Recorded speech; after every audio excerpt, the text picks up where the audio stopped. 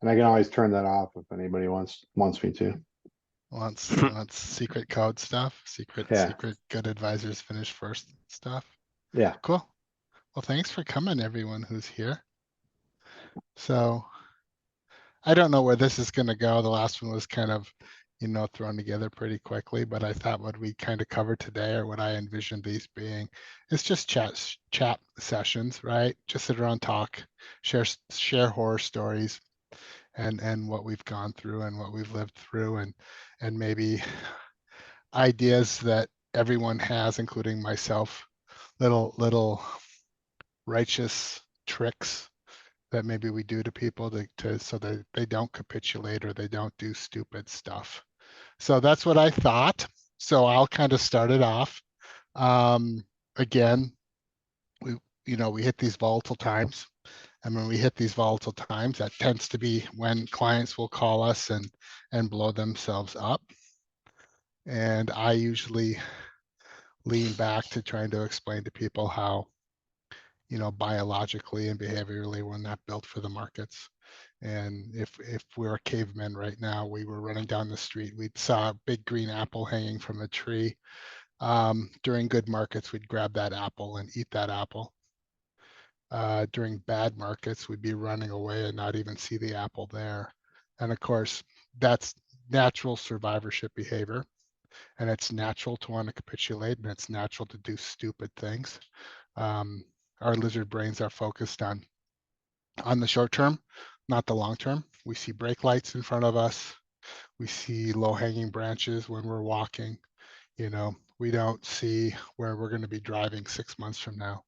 So I'm going to just kind of start there. Anybody have any thoughts or ideas on this type of subject, or tricks, or anything that they like to see or do? Hi, Anna. In your setup, Dave, you said, getting advice from, somebody on a bar stool. This is what my brother-in-law told me or something. So that's for all of you who didn't see that right up on it. That's kind of the context, saving clients from themselves, more or less. Right. We've had lately, I think I talked about this in a room before. Someone's being noisy in my office, but I don't know if you guys can hear that. But yeah, we lost a relatively large relationship here recently, and it struck us pretty hard. It was a $5-6 million relationship. Went to a small, actually a large, what I call product manufacturer, right? Who happened to be a nephew fresh out of college, just hired from a firm. And the reason that we lost them was because the client didn't quite understand that buying their kids a cabin would be a gift, right? And argued with us that it wouldn't be a gift. So that was that. There was somebody who was willing to give Barstool advice that said, no, that really doesn't constitute a gift. You can buy somebody a cabin.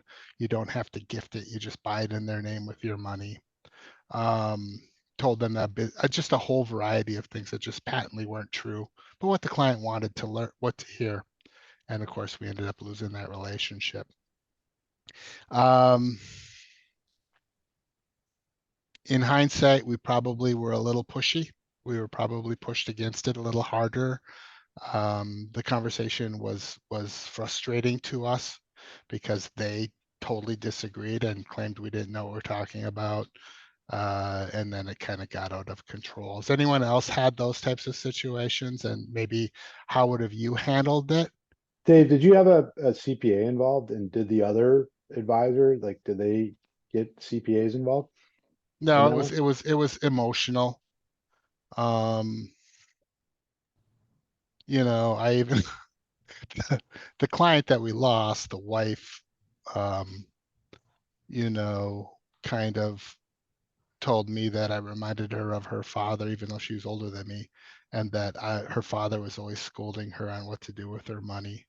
So, I'd hit something inside of there behaviorally and caused her to have some sort of, I don't know, there were tears involved and all kinds of stuff. So it was Oh, wow. horrible. it was a horrible experience.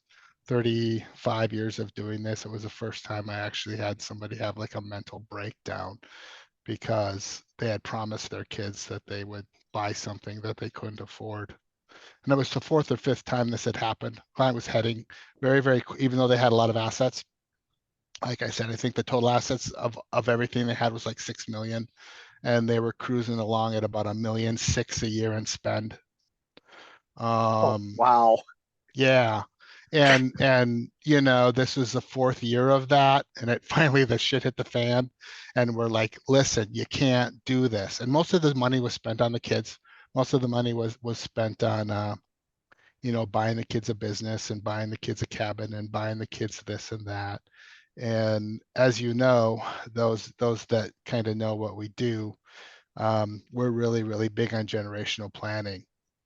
And we planted that seed, unfortunately. So we also learned a lesson there, as well as before you start talking about give your kids money when they can use it, make sure that you know the client well enough that they're not going to take that as give the kids anything they damn well want. Um, I know when the son bought the business, I'll never forget there was a conversation, and the daughter shrieked in the background, like, what the hell are you helping Sean? I'm sorry, what the hell are you helping my brother out for? I need money too then. And it just ended up being a really, really bad thing. But again, what I want these conversations is to share and learn from others. And what would have you done in our shoes? Would you have fired them? Would you have just let them go? How do you not scold when somebody's being irrational? So I would love thoughts from anybody in here on helping how maybe we would have handled that situation. Yeah, but I'll chime in, Dave, because Yeah. I don't have an exact story, but I also lost a $2 million relationship this year, and it really stemmed more not from family because he doesn't have any kids, but I think it highlighted in the dangers that comes with such a crazy media environment right now. Uh, this guy, for better or worse, kind of went down the QAnon rabbit hole and ended up cashing out a couple $1 million to buy silver and gold. And I talked him out of it for about a year and a half. And, okay, we'll send you $50,000 and you can go do that with that money. And, let's leave your real money where it's going to be invested. And every meeting, it got stranger and stranger. And he kept talking about the impending collapse of the entire financial system. And at some point, I just threw up my hands and said, this is a compliance nightmare waiting to happen. I need to write a Dear John letter and say, best of luck. I'm advising you not to do this, but I understand you want to do this. So, I hope it all works out for you. I haven't done nearly the work on the generational planning that you guys have. It's seeing that presentation, that focus kind of lit a fire under me for some inspiration. And I've got my first couple of those meetings kind of teed up. But the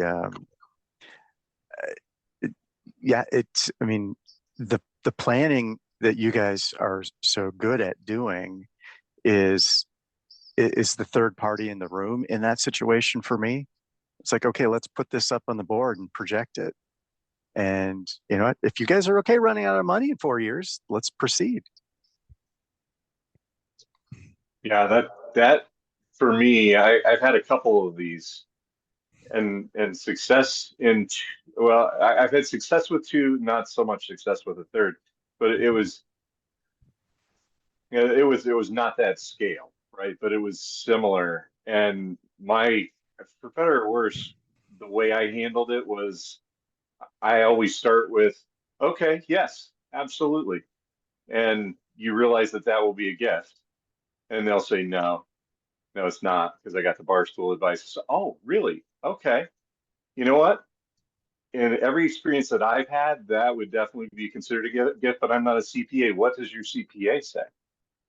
And I try all that. Maybe you did try all that, but I said, but one thing I wouldn't do, and I actually had this one thing I wouldn't do is I wouldn't take somebody like me and my advice on a tax question like that, kind of planting those seeds in their head that they just took advice from somebody who has no freaking clue what they're talking about, but not actually saying it. And I'm just telling them, okay, like as if I don't care, even though I'm screaming inside.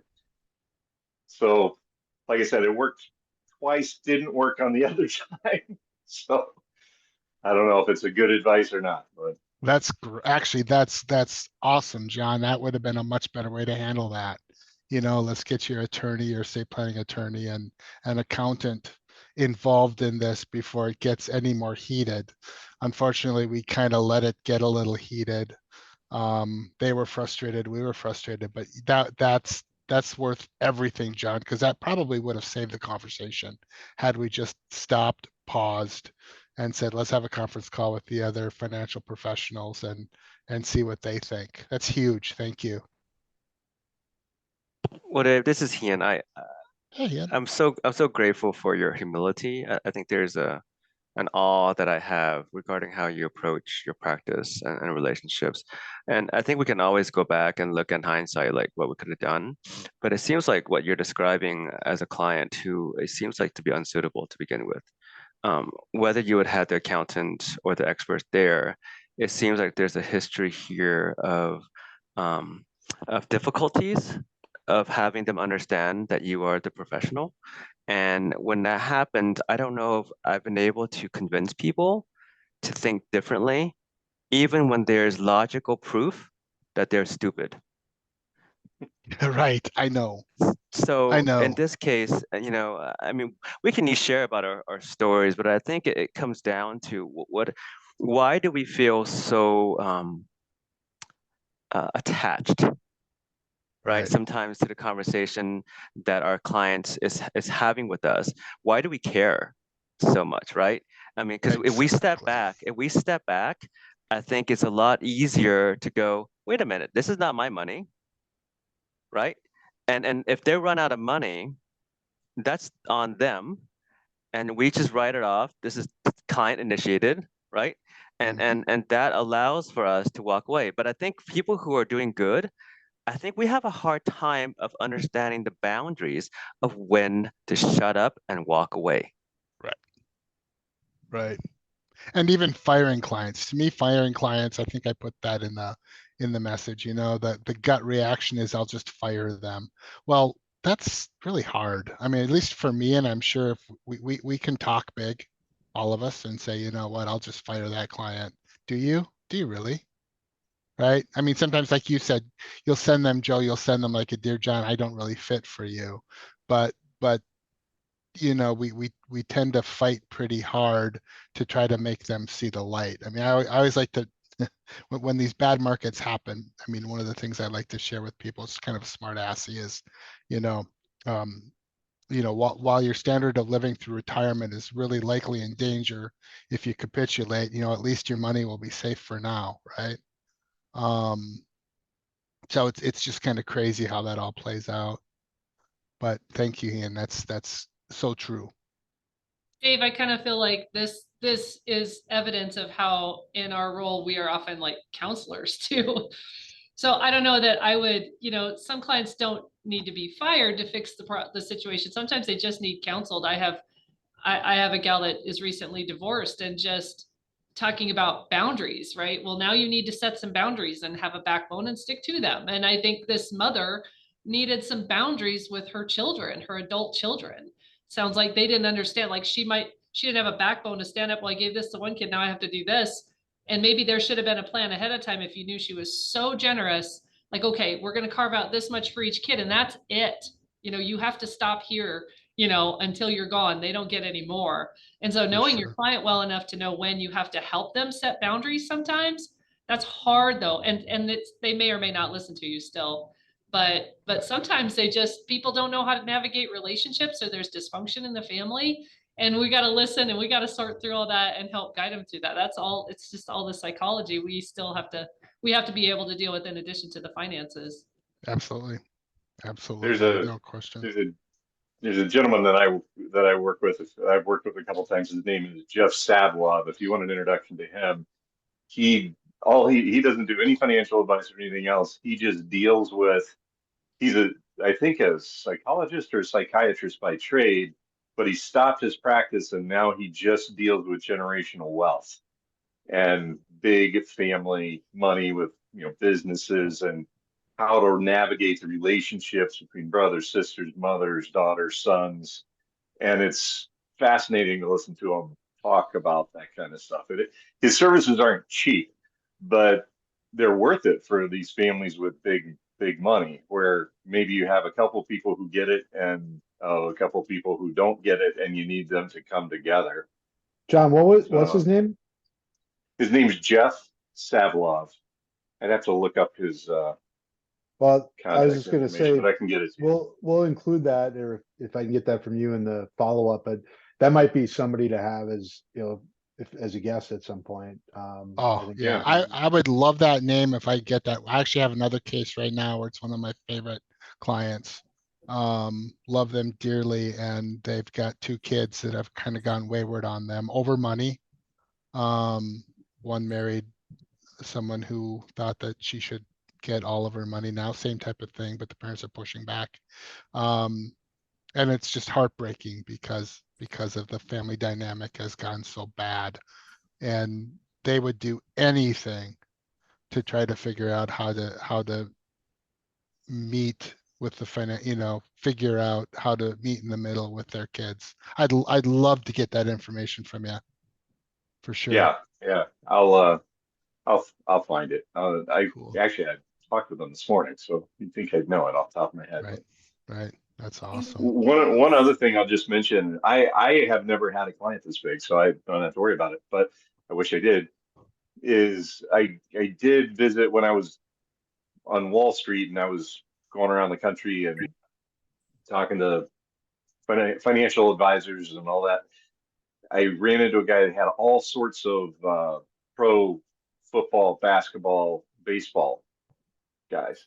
And he would start off the conversation, and I think it may work with these high net worth families, and he would just say, listen, part of my job is to be the no guy. So if you need somebody to say no, I'll come up with whatever you'd like me. We're fully invested. We are in some illiquid stuff here, guys. We only have 100,000 to gift this year, and it needs to go, or whatever they chose. And he said, it's like that's like a big part of my job, is I'm just the no guy. So I haven't had that. I wish I had that problem, but kind of the righteous fibs, right?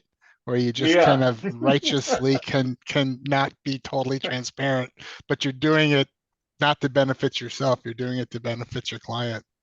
Yeah, right. That's right. awesome. Yeah. I absolutely love that. Part of my job is to be the no say guy. no. And this goes to last week with Libby Greiwe on just setting client expectations. If obviously, like, I love how Dave says this. I mean, it's one thing to say fire a client, and then you get into the actual situation, it can be very challenging, but the best you can set up the expectations in the beginning. And I love that, John. My job is to be the no guy. I think that's really, really an important thing to set up with clients. Yeah. So to change the tune, go ahead. I'm sorry. Go ahead, Teresa. I was just going to share that yesterday in the conversation about the SAVE plan that Austin had been engaging in. I've recently been looking into financial counselors. So there are actually qualified therapists, much like there are marriage counselors and therapists for mental health. There are therapists to help people work through their financial issues, right? So one thing that I've considered is either seeking that type of a designation, because you do not have to be a therapist to have that qualification. Or B, finding one to partner with to refer clients to who are struggling with those types of issues, whether it's creating boundaries or overcoming spending habits. Those types of behaviors, I think, sometimes exceed our qualifications, right? That those conversations, those nuanced details about, we can tell them to set boundaries, but can we actually talk them through why they have trouble creating boundaries, right? Like, that's not really our wheelhouse, and I'm not sure it really should be either, right? I think that if you delve beyond one conversation about having an inability to have boundaries with your children, I think it kind of goes beyond the scope of what we should be doing, right? So I did put in the chat box the link to that financial counseling. So typically we think of financial counselors, other people helping our students get student loans, but these are actually therapists who are working with people to navigate why they have issues with their finances, and maybe a resourceful tool for us.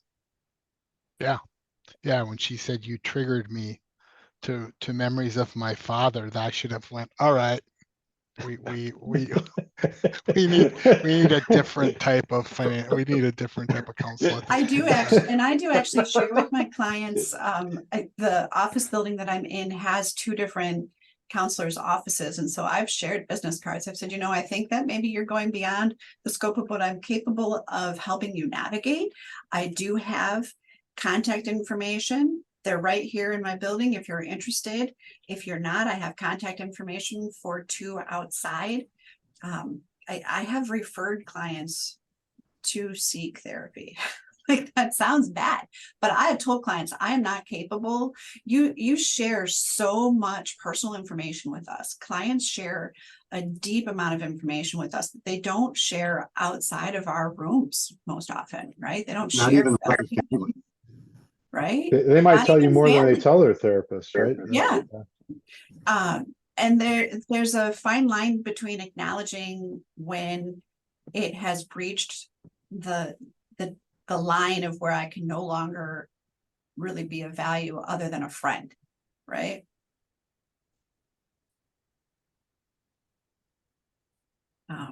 It'd be pretty awesome to have one, like, just in the arsenal. It doesn't look like there's all that many of them. I know, right? I Well, know. I was gonna ask you, you said get a, real quick, I don't wanna get on, you said get a designation, but I would, in my mind, I would think you'd wanna probably have a degree of separation, have, like, you've been giving those Yeah, referrals. I for- went down the with them. rabbit hole of, is this something I would want to pursue? And a lot of that comes from dealing with the divorce clients that I deal with too. There's a lot of trauma, there's a lot of response that's happening there. And realizing that I'm sitting in these meetings with people who are sharing really intimate information with me about their pain, not just their finances. And that's what made me look it up. And then I was like, yeah, I don't want that. I don't want to be their counselor. Yep. We wear enough hats already. To Yen's point, one thing I've told people in the past, when you're kind of getting a little bit in an argument about it, is reminding them that it's their money and they can do whatever they want with it. It's always their choice. It's their choice to work with you. They can retire and cash out their entire 401k in 1 year if they want, right? It's all an option. They can do whatever they want. Just not all of it's a good idea.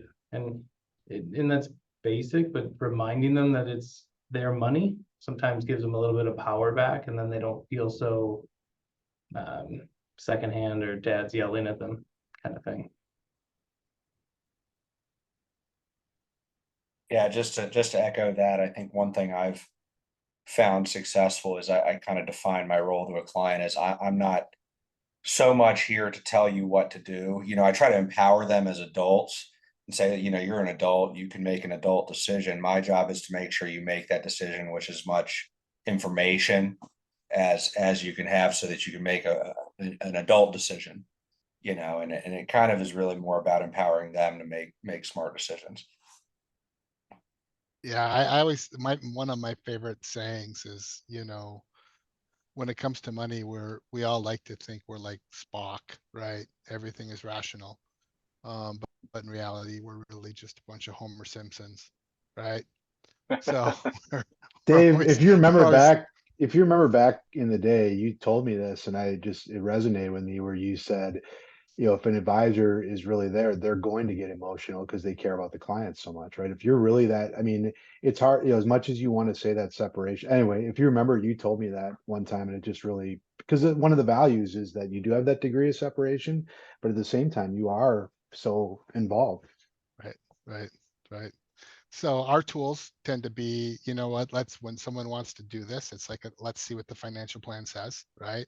Pull up some planning tools and say, okay, if we drop your long-term returns with where you need them, the 40% or 60% of your portfolio that's driven towards growth. If we drop those anticipated returns from 7 or 8% down to 3 or 4%, our opportunity for survival goes to zero. We use Trinity a lot. I don't know if everyone in here is familiar with Trinity. If not, just look it up. Just bring up a Trinity table. It shows you spend downs. How much can you spend down, and then with different mixes of investments. And of course, we make sure clients have assets away from us. Make sure they've got 6 months to 12 months in cash that's not here. I don't even want it, because when the market goes sideways, you're going to think everything with me is involved with the market, and you're going to do Dave, something stupid. talk about how you do that. Do you have a alignment with a bank and then you refer over? How do you do that? No, no, we just give them some choices, right? Go to your bank, see if your bank offers, or go to a money market account. There's hundreds of them out there. Pick one that pays a decent rate. Make sure it's FDIC insured. We do the exact same thing. Yeah. Yep. And that way, when things go sideways, you can say, that's why I told you to, make sure you've got money that's not here. Has nothing to do with me. Those are the types of things that we kind of do. We lean on history. If it gets too severe and we think the client needs further counseling, we'll segregate accounts out, right? We'll take a sleeve of 1 to 3 year money and physically move it into some sort of more conservative portfolio to draw from, and then transfer the money from the more aggressive to the, you might have a growth and an income portfolio mixed.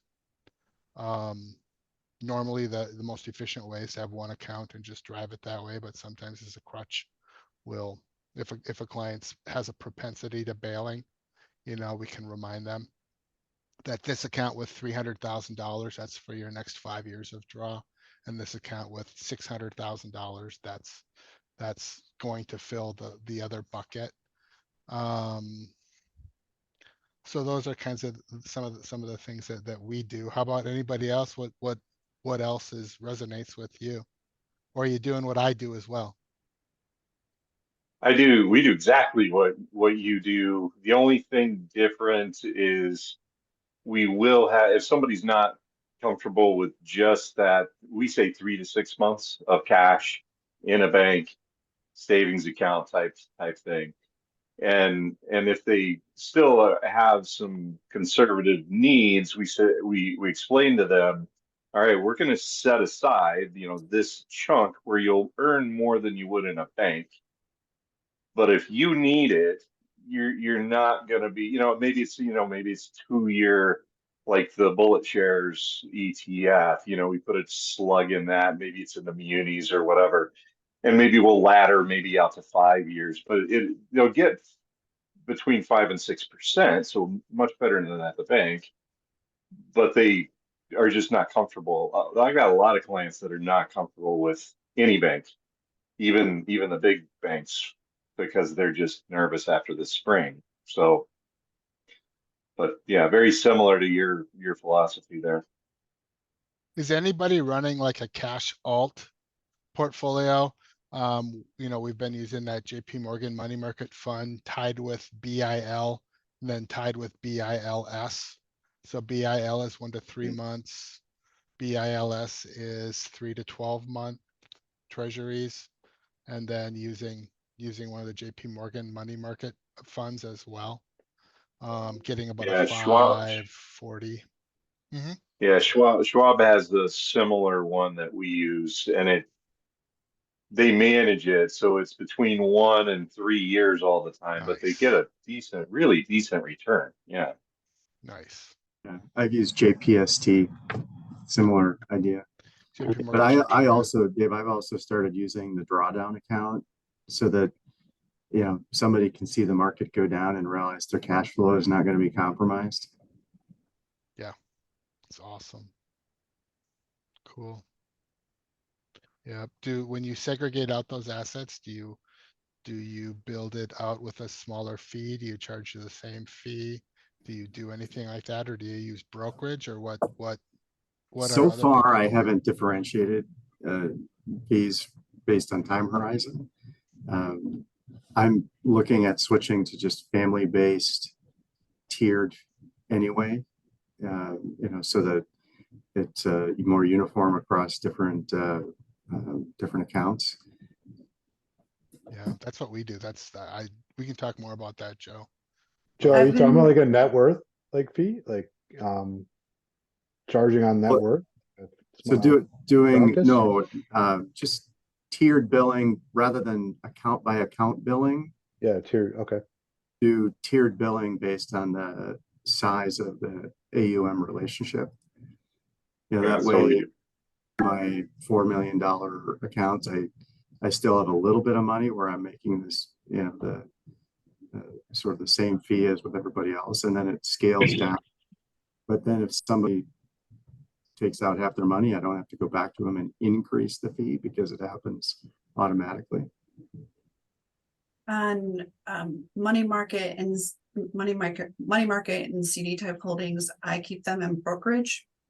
And I explain to my clients that I'm not compensated, that I offer it as an ancillary service because they are an existing client. And it has been a relatively significant asset gathering tool for me this year. In addition, it has generated referrals, as I have told my existing clients that it is a service that I offer for clients who have an advisory-based relationship.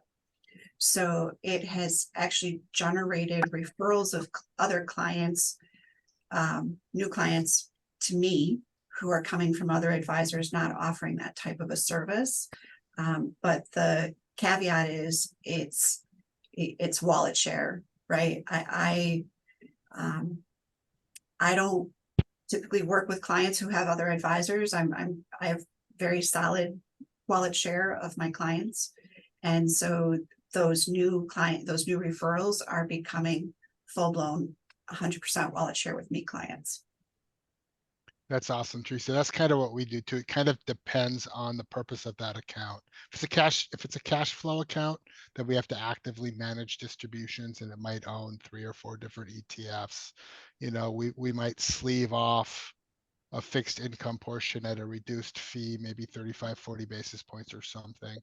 Yeah, and But these would be otherwise, for otherwise we do the same thing. We open brokerage accounts for bank CD. If you're gonna buy a CD, just park it in the brokerage. If you're gonna have $300,000-$400,000 sit in cash for a longer period of time, then we do exactly the same thing. Just Yeah. put it in a brokerage. One of the clients that I onboarded, they were referred in. We had a conversation about what they were sitting on in cash.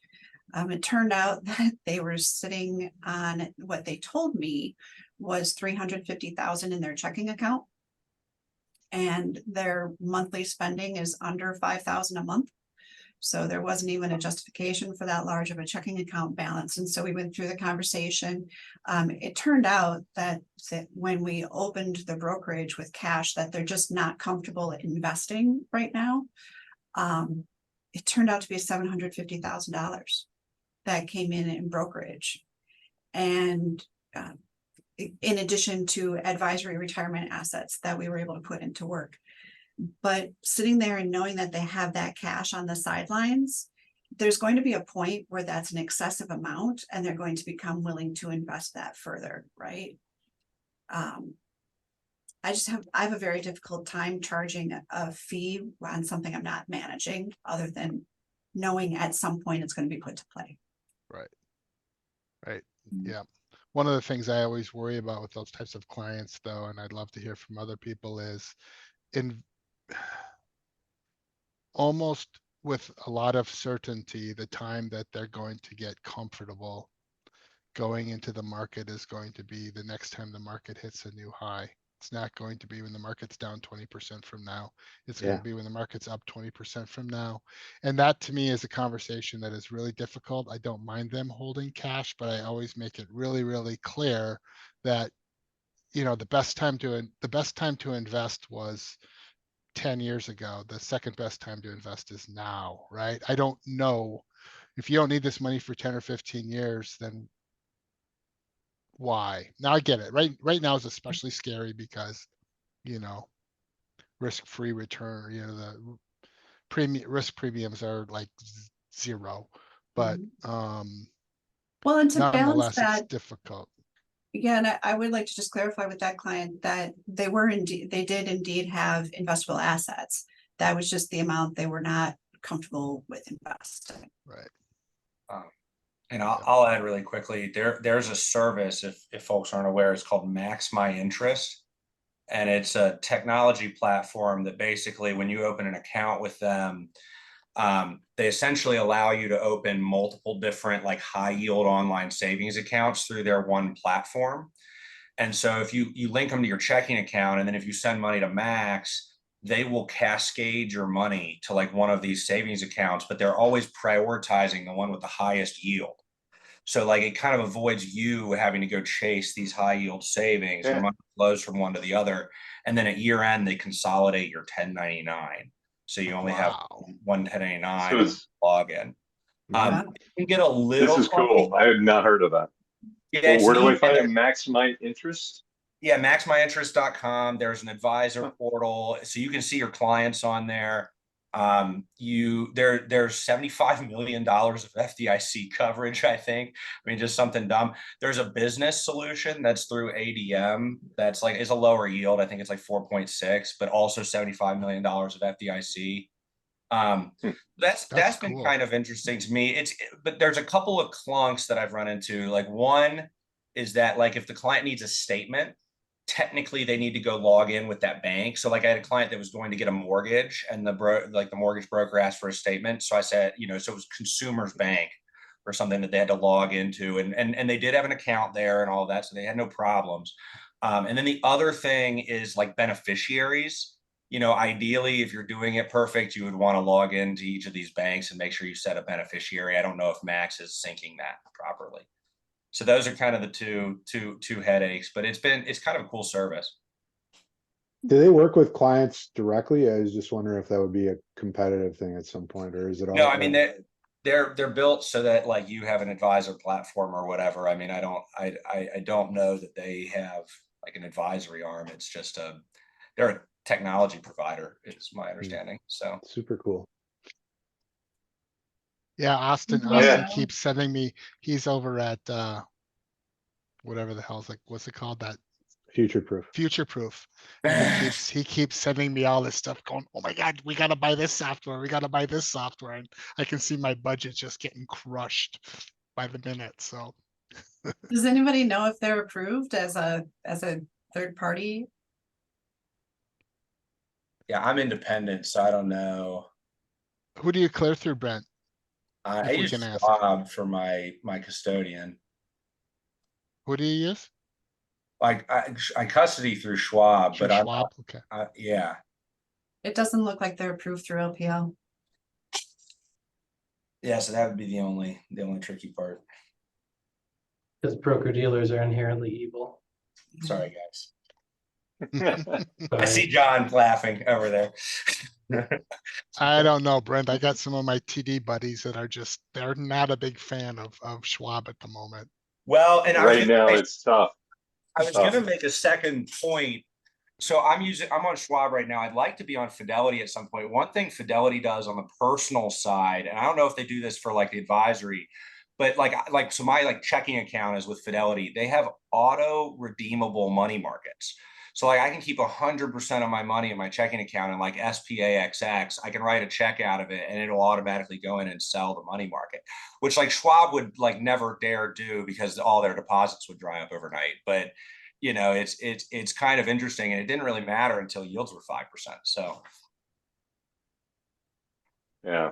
The only problem with that is you have to Schwab custody. transitions. Go ahead on the Schwab.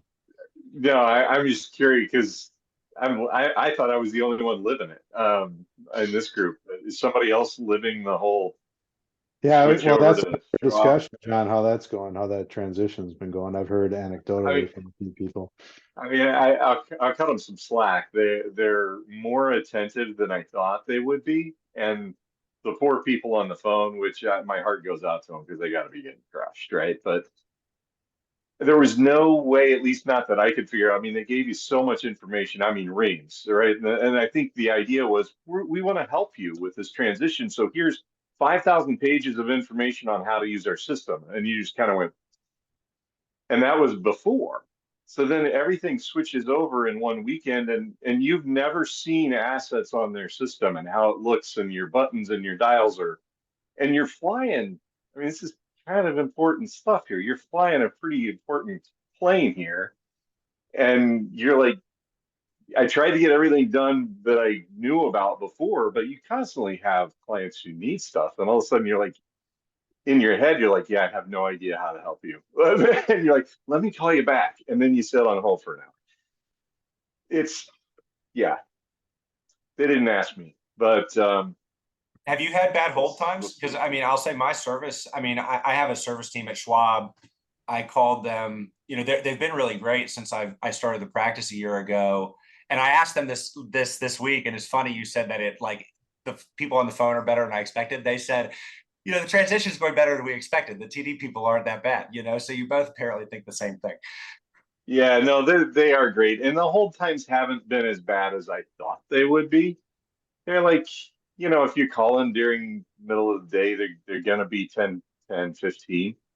But they're trying to get it. And I can tell they're trying to shunt people through faster and all that. So, you know, I'll figure it out. But there are things that, you know, I'm used to being able to see that I can't see. And so every once in a while I'll call them and say, listen, sorry to bug you, but I can't figure out how to do this. And this seems like what any advisor would want to do. And they're, oh yeah, you can't do that. And I was like, are you sure?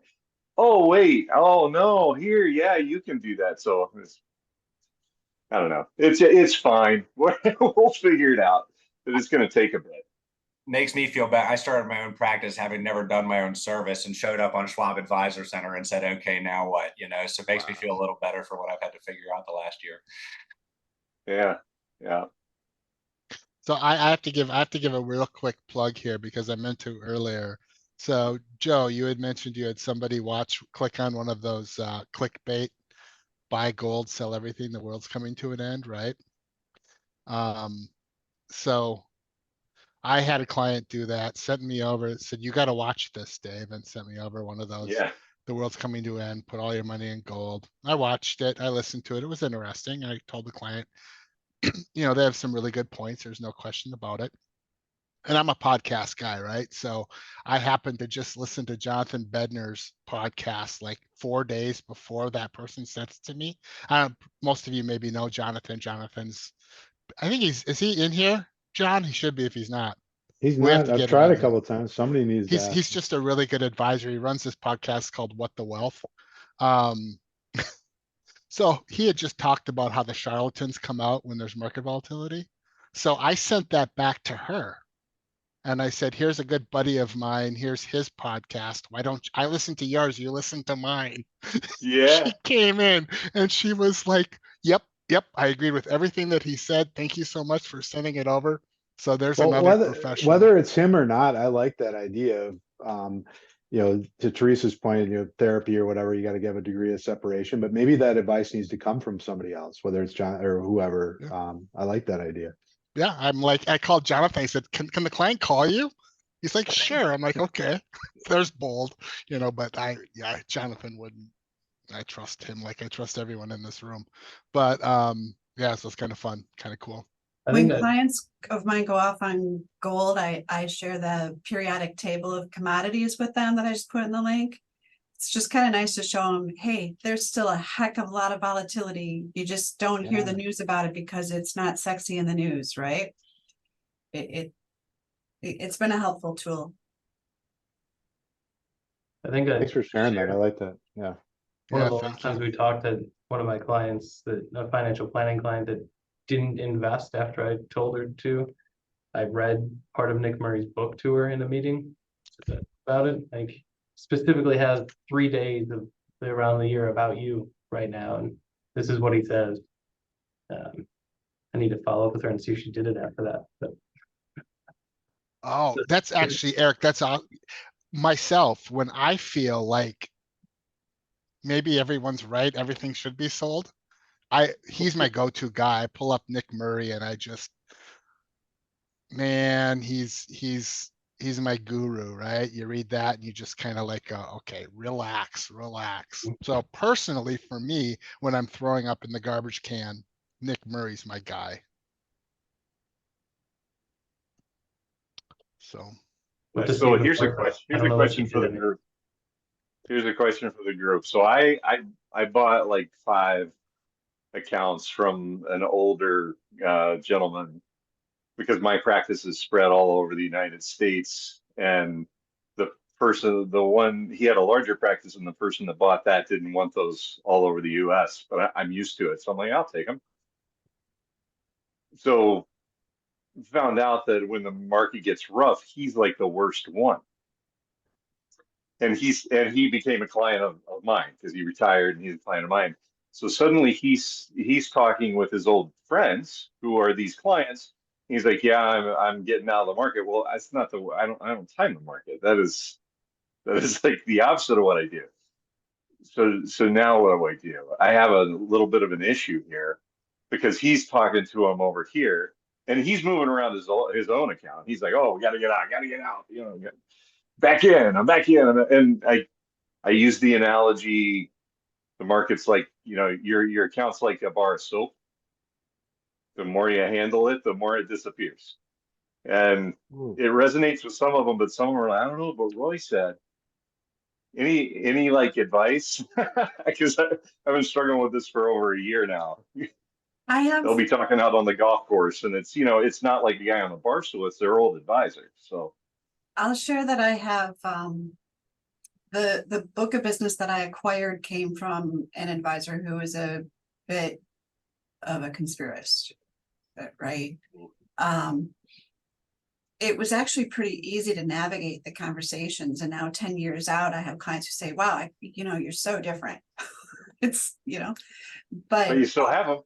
I still have clients who kind of buy into that. And I have one in particular who is quite extreme. Her name is Karen, and she owns it, and she will call me. She's like, it's your crazy Karen calling, and I want to buy this weird random penny gold stock. Like, yeah. I can't even tell you the bonker stuff that I've placed trades for her. And she is I tell her every time, you know, you could purchase this yourself through Fidelity, it would be less expensive, you know, and she's like, but then I wouldn't get to talk to you. And and she always wants to know what my commission is. She is perfectly happy paying me a commission for it. I do it all brokerage because I don't want any liability for it. It's all unsolicited. I had to file a blue sky form. I've never had to do that before in my life, right? But I learn a heck of a lot from her, and she's nice, so I can tolerate it, right? So what I would say with that guy is, if he's nice, I'd put up with it because it'll educate you in the conversations you have with other people. Good point. But keeping her as a client there's very little value to me as a client advisor relationship, but what I learned from her is significant. So it gives me a realistic talking points, and because she's nice, right? I like her. It keeps it as an educational tool for me to know what is the contrarian point, right? So everybody should probably have a crazy Karen in their book. Dave, you still have your MPI hat in your office? Or I was going to say, Dave.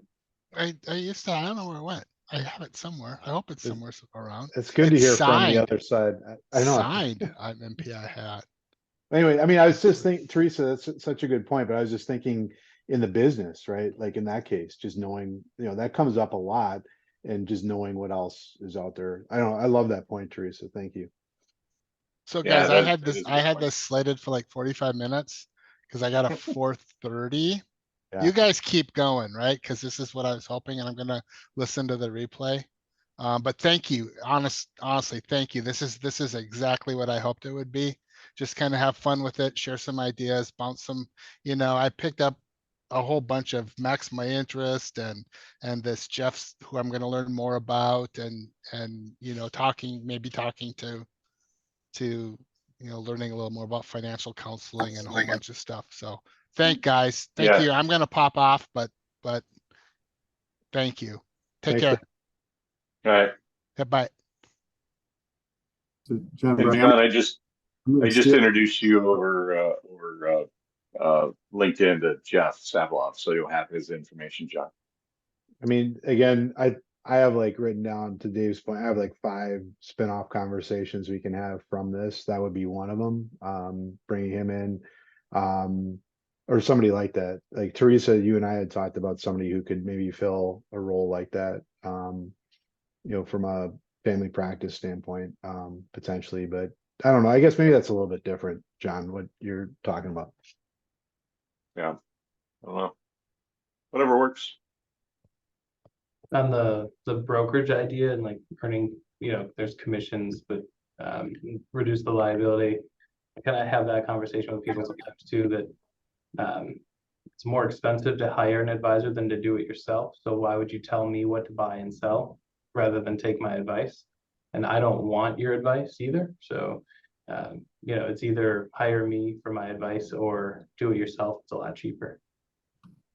Yeah, and I I've don't know my been very success clear rate, on that. but I've been very clear about that. I mean, and if she decided to take her account elsewhere, it would not make me No. sad, right. right? But I've learned a whole lot from her, even just how to do a blue sky form. That was not something I ever thought I would have to deal with. I mean, I learned about it, right, when we got our securities license, but actually having to do it. Yeah. I had 2 clients insist that they had to own DWAC when Trump first came out with that. And I made them actually send me an official email. Because being an independent, I could do it. I know some shops wouldn't even allow it. But I was then we able to put a place little DWAC trades. small piece of it. Nope, I placed a DWAC trade. Yeah, it's like And I they made still them- own it. It's still And I suck made win, them but they still sign own it. a letter of intent that it was not under my recommendation. There's an actual form for that. Yes. That's Yeah. sign and return this form. Yes. What was the buy that they wanted? wanted- DWC, it was Trump's alternate to Twitter. the Ah. SPAC. That's why I don't know what it is. Got it. Yeah. It was a SPAC. Yeah. And in Oh. case you're wondering, I live like not far away from Trump's place here in West Palm Beach. It is getting insane at that corner. I drove the Harley. I was by there this weekend and nearly had an accident just because people were like stopping, waving their Trump flags, and they'll just stop in the middle of the road. And this is over a year away. It's gonna be a long year. Long year. Yeah, I mean, like some of this crazy stuff. Okay, I've got like Telluride Incorporated. Like, I mean, they're a palladium mining company, gold mining, copper mining, silver mining. It's weird stuff. One of these is a company that I've gone and looked into them because I'm like, what is she buying? Right. And so I go and look at it. And one of them is a company that is exploring new energy sources. So they don't even know what the energy sources are. They're just like Teresa, what percentage of her account is this? Like 100%. It's No way. 100%. Yeah. No way. 100%. Oh my God. Well, how's she Oh doing? my God. So last, Yeah, she's doing good. I will be, okay, in Palladium's 2020, not done well the last 2 years, but yeah, 2020. in was a good year. 2020, she had a 280% market return. If I would have, if I would have put every client in that portfolio in 2020, they would have been so elated. Now it's a huge drag. It's a huge drag. But she's looking at it for the long haul. She's like, these are things I want to use. They're going to be worth something in like 20 years. And she always tells me, she'll say, she's like, do yourself a favor, buy the same thing. I want to make you rich too. See what the libs are doing to her portfolio. Oh, oh, Going great before they stepped in. yeah, yeah. She's interesting. She's the sort of person who is off the grid. Yeah. She actually lives in a non-published location. It's a big deal that I know where it is. Well, good for her. She owns it. I mean, she's Yeah. actually Hey, She's she got owns it. solar power. She's like self-canning. They have solar and hydropower on their property, so they can like she is legit locked down for a zombie apocalypse. Like She's all in As on long as ESG. yeah. As long as, yeah, hey, as long I as know you where know I'm where going she if lives, shit you know hits where the to fan. go. Yeah, Yeah. I know where You're to go. yeah, you're in good shape. How many Yeah. rounds of ammunition are on the property? A lot, I am I'm certain. sure. She's probably got, yeah. That's a conversation. So she was actually the one who told me that one of the biggest mistakes a lot of people who invest in gold to hold in their homes is making is that they're not investing in ammunition. She's like, for every ounce of a precious metal, you should have she had a figure of how many rounds of ammunition you should have. Bunch. Calculated. Yeah, like she had a formula for every precious metal she would hold in her safe, how much ammunition she needed to have for That that. is awesome. That's awesome. Yeah. I couldn't tell you what Yeah. it was, but she did share it with me at one point. And, it kind of goes. I got to tell you this story because it's just so funny because I have one like that as well. Super intelligent, by the way. Had his own business, retired, but he's still like only like my age. He did really well. But he's exactly like that. He's got a whole compound, acres and acres compound, self-sufficient. And he's like, I can't get enough ammunition, John. I can't get enough. And so, confession, I happen to know the CEO of Sovereign Ammo here in Florida. And so I hooked him up and they had never met. And so now he has a full supply. He's like, do you want some commission for this? I was like, I don't want anything traced back to me. That's fine. It's fine. But he's buying like 10,000 rounds. Unsolicited on that too. Unsolicited order. Yeah.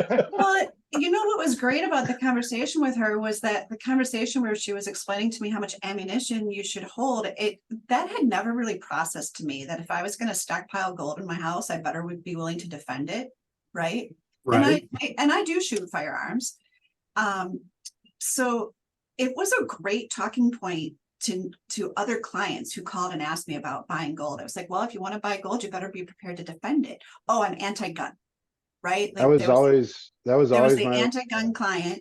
And it was like, then that's probably not something you should own a whole lot. That's awesome. Oh, I love that. That is perfect. That was always my line in Joe's scenario where it's like, if there's a complete collapse, then you better have ammo and you better have chickens. Because what the hell are you going to do with a bar of gold? Hit somebody in the head with it? I mean, you can't throw gold Right. very hard. It's heavy. Like if I'm going to stockpile a commodity, Hard it's to going to carry. be beans or rice, Yeah. Yeah. And Canned then goods and ammunition. compounding to that, when clients would ask, well, you can hold gold for me too, right? I was like, well, yeah, I can broker gold. It's really expensive. And quite frankly, if you're worried about a financial collapse, are you really going to rely on that armored truck delivering it to your house? I mean, do you really trust it making there? Steal the armored truck. Right. Do you really think it's going to make it across country to deliver to your house? I will say this too. In 2020, 2021,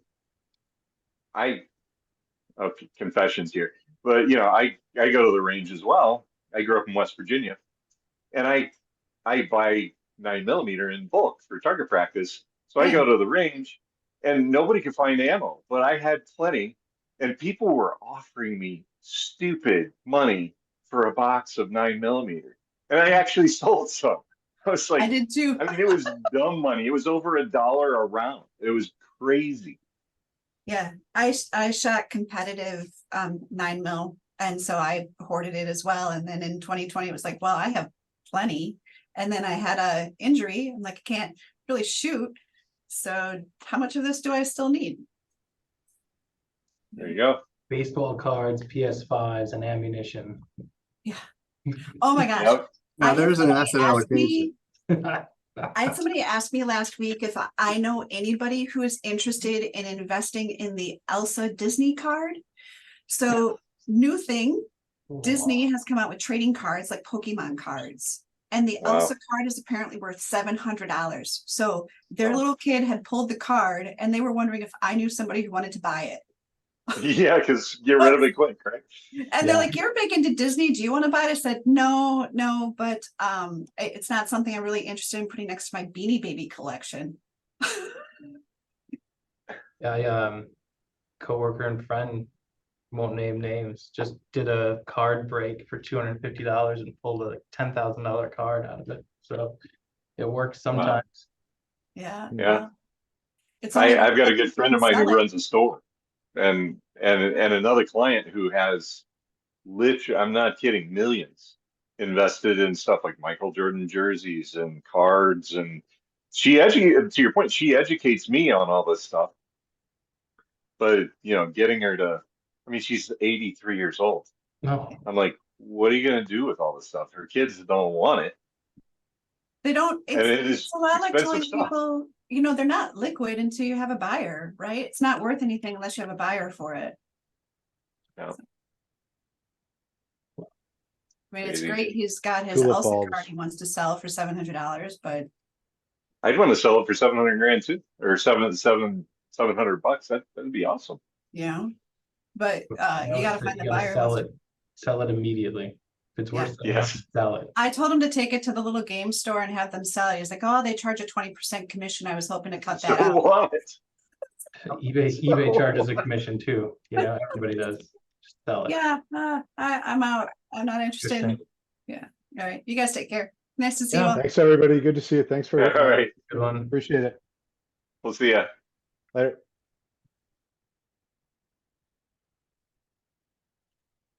John, you ready to go for tomorrow? Yeah.